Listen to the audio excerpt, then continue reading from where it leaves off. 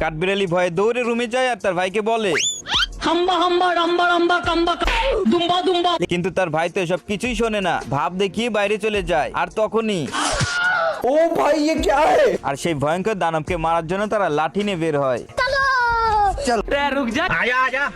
দানব তো তাদের পিছনেই ছিল, কিন্তু তারা দুজন দূর রাস্তায় চলে যায় আর একজনের ছায়া দেখে দানব ভেবে মারতে যায়।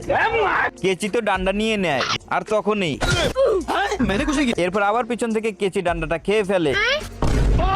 তারা দুইজন তো দৌড়ে পালিয়ে রুমে চলে যায়। কিন্তু সেই কেচিটা কাঠফলগুলো চুরি করে খাচ্ছিল। তখন তাদের মনে সন্দেহ জাগে আর এগিয়ে দেখে এটা কোনো দানব না, এটা একটা হাঁস। साले को बम से उड़ा दूंगा। আর তারা দুইজন একটা পাথর ধাক্কা দিয়ে কেচিতে দিয়ে দেয়। তখন হাঁস, তবে কাঠবিড়ালি আবার নিচে নামে আর সেই পাথরটা উঠিয়ে হাঁসকে বার করতে চায়। क्या रे भिकमंगिया? কিন্তু হাঁসের তো মুড ভালো ছিল না, তাই তাদের পিছনে লেগে যায়।